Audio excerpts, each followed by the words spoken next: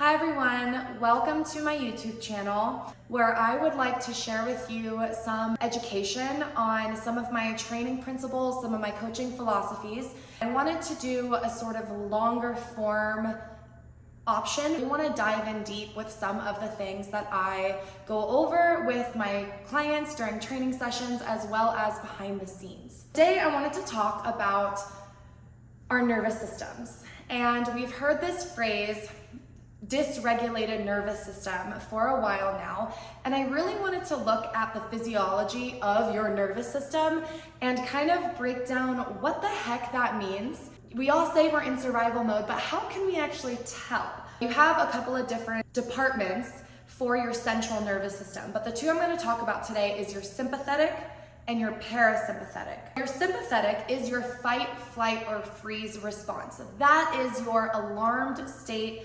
That is your survival mode that we're talking about.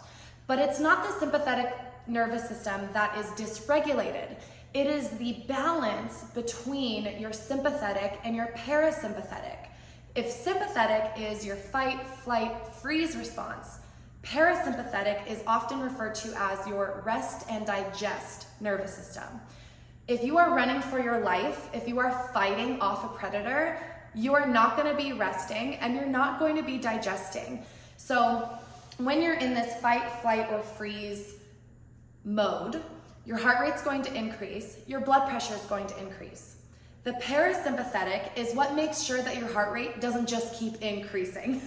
So obviously there are times where your heart rate comes back down, hopefully. That is the job of your parasympathetic nervous system. It is the balance for making sure your blood pressure doesn't just keep skyrocketing until you burst. What you can do is look at those biomarkers and be able to tell, is my parasympathetic, my calm, peaceful side of the nervous system doing its job, or am I actually in a fight, flight, or freeze response all the time? So two of the markers that we'll talk about really quick is your heart rate and your blood pressure. We always kind of talk about, oh, that raises my blood pressure, or maybe when you're feeling quite anxious or you're actually having a nervous attack or a panic attack, you will feel your heart rate pounding out of your chest, right? You might get a little sweaty all of a sudden. Your brain doesn't understand the difference between I have to fight for my life and actually it's just a stressful day at my job, right? So what you want to look at is my resting heart rate high? Say your resting heart rate is typically on average about a 60, pretty decent, and all of a sudden you wake up that day and it's 75. That clearly shows you're under-rested. Maybe you didn't sleep that well. Maybe you're coming down with a cold. Maybe you trained really hard, or maybe you're under a crap ton of stress. So you can actually gauge day to day how your resting heart rate is doing, and you can see and track those changes. So if your normal average is a 60, you wake up one day and it's 50, you're probably pretty well recovered, rested, and ready to tackle the day. If you see that elevated heart rate, resting heart rate over and over and over again for a couple of days in a row, that is a prime recipe for getting sick, getting burnt out, getting incredible fatigue, things like that. When you have a resting heart rate that's fairly low, you're probably managing your stress okay. Your body is not under an extreme amount of stress, which is good. So that's one marker that we can look at. You can actually tell if your parasympathetic is not doing its job when maybe you're having sleep issues, you're having stomach problems, gut issues, or you're having intimacy issues. Even though sexual arousal is an arousal state of being, it's actually the parasympathetic activity in your body that allows that to happen. So if you have low libido, erectile dysfunction, pain in your pelvic floor when having intercourse, you're not being lubricated properly, you have you're having trouble orgasming, things like that can show that you are still in a fight or flight. You have chronic issues, either constipation or diarrhea or very irregular bowels, things like that. Maybe your parasympathetic isn't doing its job. You can't sleep at night, your sleep schedule's all over the place. Your parasympathetic may not be doing its job. Other markers that you can actually look at, I wear an Apple Watch, and if you go into the Apple Health, you can actually see things like your heart rate variability. A higher heart rate variability shows that you can recover well from stress. And it is shown that that low heart rate variability increases your risk for cardiovascular disease, heart attacks, stroke, things like that. You can also look at your respiratory rate. So the respiratory rate is how many breaths that you take per minute. It should be, for an average adult, 12 to 20. So if you're 14, 16, 18, all great numbers. If your respiratory rate is a 10 or a 25, that might indicate, one, you could have underlying health issues. Get your heart checked. Make sure you don't have COPD or really severe asthma or things like that. You have high sympathetic activity, and that means we're either gonna be breathing fast, almost like you're hyperventilating. If you go into a panic attack, you might understand that a little bit better than others. Your heart rate and everything increases, including your respiratory rate. When it's low, you might not be getting oxygen to the rest of your body, and that can create other issues too, like fatigue, headaches, dizziness, and other issues, coma and death. So the reason that we breathe is actually not to get oxygen into our body. That's one part of it, sure. But it's actually to expel CO2 from our organs and our body that are working, and they kind of sweat, they perspire, so to speak, CO2. So your blood cells are actually gathering the oxygen from your lungs, dispersing themselves throughout the body in order to exchange CO2 from your organs and your cells and give it oxygen. When you're under a more sympathetic nervous activity, when you're under that fight or flight survival mode, your body will respirate more CO2, which a lot of times that means that you're a little toxic. One of the ways that you can actually test this too is if you take a couple of regular breaths, and then on your next inhale, hold your breath. Not like a, but I just mean regular. Take a few deep breaths. Inhale, cut it off. How many seconds does it take for you to want to breathe again? If it's under 10 seconds, maybe only 4, you probably have a high respiratory rate. You're probably giving off a lot of CO2. If you can hold pretty much 15, 20 plus seconds and you don't feel the need to breathe, your parasympathetic is probably doing its job. So when you look at all of these actual biological markers, then we can say, okay, well, what do I do with the fact that my resting heart rate is high, my blood pressure is high, I can feel myself, I'm dysregulated, right? How do we tell our parasympathetic to pick it up, right? Let's rest and digest. How do we do that? A lot of times we just hear, oh, you gotta reduce your stress. Reduce your stress. And you're sitting there like, well, now I'm stressed about being stressed. So that doesn't help at all. Am I just supposed to sit here and wish it away? No. But in the same way that our brain tells our body what to do, right? If you are stressed out of your mind, it tells your body, we're stressed. Get ready to fight, get ready to run, get ready to whatever it is, or shut down and hide. That's the freeze response, right? In the same way that our brain can tell our bodies those things, we can kind of reverse engineer that a little bit to have our bodies tell our brains what's going on. Think about that freeze response. If you've ever been in a traumatic incident, you may have noticed yourself, you get maybe kind of small. You might do this. You might just sit there with your hands closed or crossed. You look down. We might also fixate our eyes on one thing, right? When you are zoning out, or when you're shutting down, or when something's traumatic happening around you or just happened to you, you might zone in on your shoelaces. And what that is you're not safe, right? Shut down, make yourself very small, hide, and We need to conserve energy, we need to conserve focus. So we focus, we hyperfixate, we make everything smaller, tunnel vision, as they say, right? So you can do the opposite of that. Something that is really dangerous about being on our phones a lot is that it narrows our vision into a tiny little device in our hands, which also slouches us over. And again, our eyesight is narrowed onto that phone. So if you're going on your hot girl walk and you're taking a nice walk outside, but you're looking at your phone, you're subconsciously telling your brain there is still danger present. Don't look around. Make yourself small. If instead you went on your hot girl walk and you looked around everywhere, you looked at the horizon, you looked far, you noticed the details in the trees and the birds and all of those things, you look around yourself, you pull your shoulders back, you puff your chest out, you swing your arms.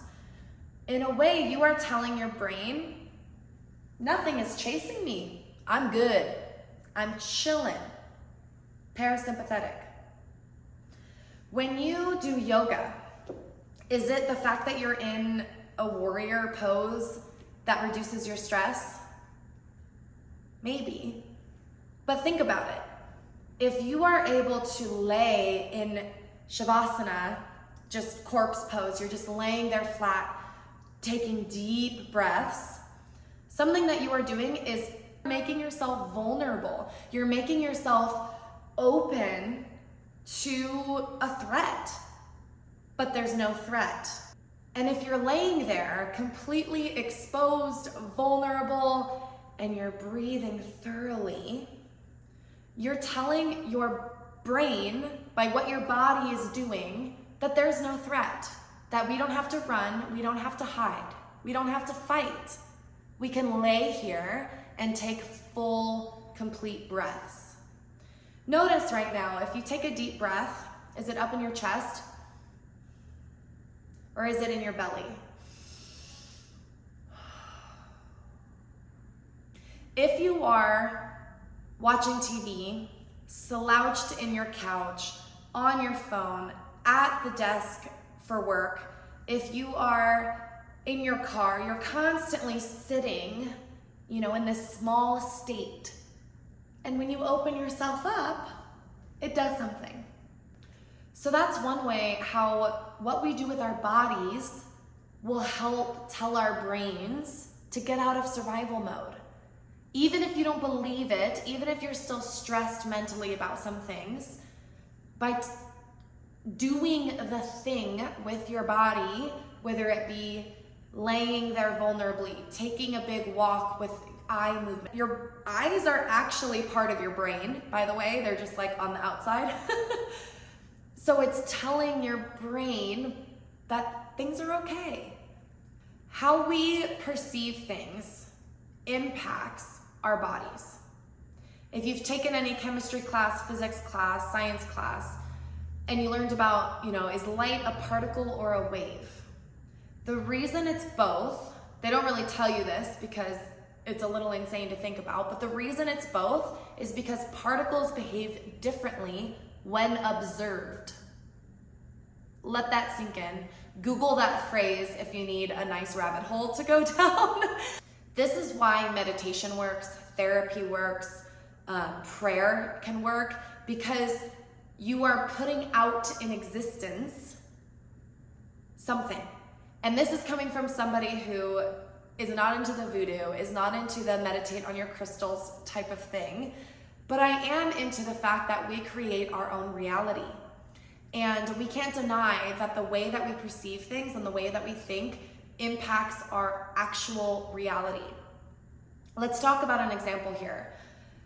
There was a study where they wanted to determine the hormone response to ghrelin. Ghrelin is what makes you hungry and what kind of signals that you're full. And it prepares your body for food. It says, we're about to digest something. Get ready, guys. So they had two groups. One group was told that they were about to ingest this milkshake that was 800 calories, really high sugar, just a regular, high calorie, fatty, sugary milkshake. They told the other group that they were going to consume a low calorie, low sugar, super healthy milkshake. What they found was this was the exact same milkshake they gave to both groups. The group that was expecting an 800 calorie high sugar milkshake had a very high Ghrelin response. Those who thought they were consuming a health shake of low calories, maybe only 300, they actually had less of a Ghrelin response. And what that tells me is how we perceive our food that we are intaking can affect our appetite. If you think about if you're consuming a cookie and you're thinking, this is the worst thing that I could be eating right now. This is awful. It's gonna mess up my insides, it's gonna do this, it's gonna do that, whatever it is. Your body starts reacting to that before you even take a bite of cookie. If you go and intentionally have that cookie, it loses its power. Okay, sure, it has a little extra calories, a little extra sugar. Your body actually responds to that same cookie differently. Our brains are so freaking powerful and we don't even realize it. All this to say, if you are stuck in a fight or flight, if you feel dysregulated, sitting there and wishing and hoping to regulate your nervous system, scrolling on your phone trying to find mental health accounts is not going to change how your brain is perceiving danger or a threat unless you prove it otherwise. One of the things we also don't realize is if you are doing high intensity HIIT exercises and you're running all the time, your body doesn't know the difference between running for pleasure and running for survival. So if you are in a highly active sympathetic state and you are running, you might want to counteract that with some yoga, with some strength training, with another form of gentle exercise, because you're not doing yourself any favors. Yes, exercise is a stress reliever, but it is also a stressor. And you can be super healthy as well in the exercise arena and still be struggling with some of these biomarkers that show that your parasympathetic is not operating the way it should be. So one of the things that I challenge you to do is take your walk with your eyes up, put the phone down, work on your sleep, work on your digestion by maybe making sure that you're eating things that are supporting that, but then also by, again, regulating your parasympathetic by actually doing the things your parasympathetic would like to do. Rest, sexual intimacy, be vulnerable, so to speak, physically, and you tell your brain it is safe. It is okay to be vulnerable in this situation. If you're not seeing a therapist or working on the mental health aspect of things, start. If you're not doing a yoga class or laying on the floor, sprawled out and breathing deeply, start. You don't have to sit there thinking you have a dysregulated nervous system and it's just out of your control because of the trauma that you had as a child. You are in control now, and part of that might be creating healthier boundaries, removing yourself from toxic, dangerous situations. But also you can do the small things like taking a walk with your eyes up to also help reduce your stress, especially when things seem so overwhelming and now you're stressed about being stressed. How do I want to end this? I encourage you to use your body in order to prove to your brain that you don't have to run, fight, or hide.